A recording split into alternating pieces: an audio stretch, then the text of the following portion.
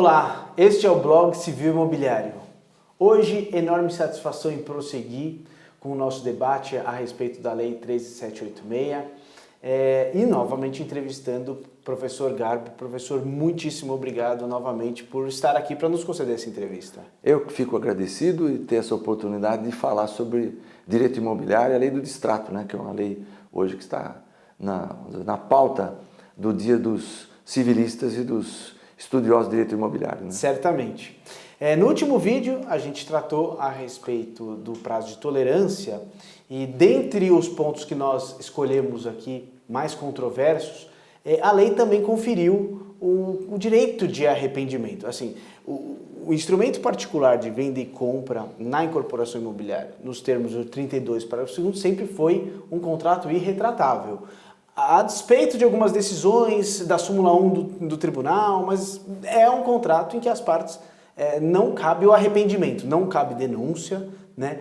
E o que a lei fez justamente, talvez como uma forma de proteção, nos mesmos moldes ali do 49, foi permitir esse direito.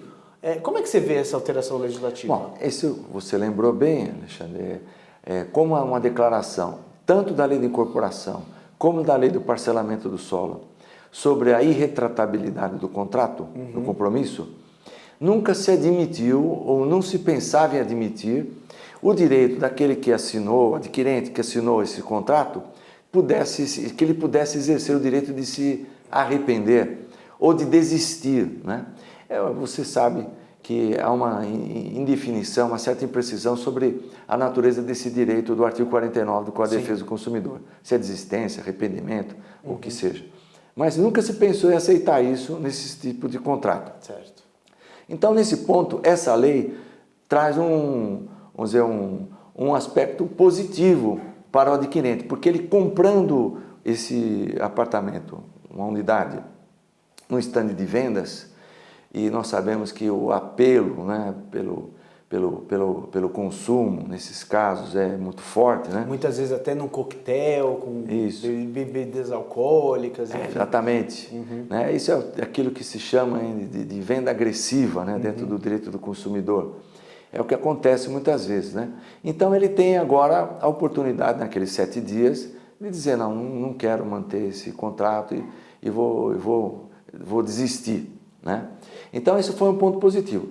Ocorre que, como ele veio incluído nessa lei, dá a impressão, e essa impressão não é verdadeira, não pode corresponder à verdade, mas dá a impressão que foi incluído esse direito para não permitir que se faça uso da súmula número 1 do Tribunal de Justiça de São Paulo, ou do entendimento que está lá, que é o direito que o adquirente tem de inadimplente pedir o desfazimento do contrato. Embora a súmula não fale em rescisão, talvez essa seja a crítica. Né? Bom, esse é outro termo impreciso no direito brasileiro, né? Porque rescisão tem um sentido diferente no direito italiano do que a gente usa aqui. Aqui a rescisão é uma forma genérica para entra tudo, né? Sim. E na verdade é aquele desfazimento por um vício, né? Tá bom.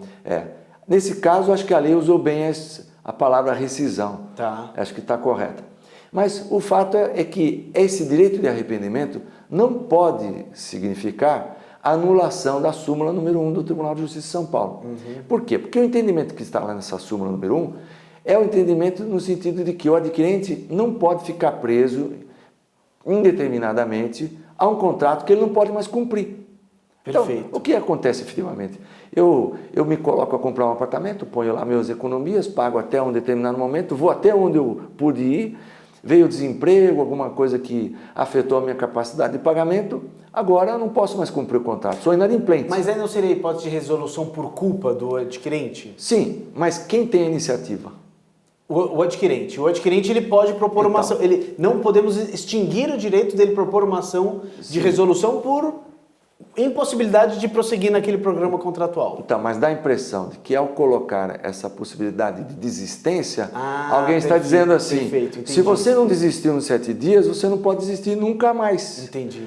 Agora, o direito de desfazer esse contrato não é mais seu, está nas mãos exclusivamente do incorporador. Entendi. Essa interpretação que eu não mas não posso aceitar. O 67A, ele fala em casos de desfazimento aliás, impreciso, porque ele fala distrato ou resolução, ele trata no mesmo dispositivo consequências distintas, né? Então, você está dizendo que poderia isso levar o intérprete a imaginar que somente a resolução contratual pudesse ser pleiteada pelo incorporador. Isso, porque eu já vi isso ser defendido nesses trabalhos que já se publicaram a respeito da lei de incorporação, da lei de distrato. As consequências do arrependimento me parecem distintas, porque arrependimento em até 7 dias, receba a integralidade dos valores e a comissão. Ultrapassado esse prazo, concordo com você. Ultrapassado esse prazo, não cabe mais o arrependimento, mas você também não pode deixar de conferir ao adquirente resolver por culpa sua. Ele propõe uma ação para dizer... vai dizer, eu não posso pagar. Eu não tenho mais condição de prosseguir com isso. Né? Exatamente. Mas eu vi interpretação no sentido que não. Se você não desistiu naquele prazo, perfeito, acabou, você não tem mais esse direito. Porque é uma queixa antiga dos incorporadores dos pedidos de resolução por iniciativa do próprio adquirente. Certo. Né? Muitos sustentaram que não, ele tem que comprovar que ele não pode pagar.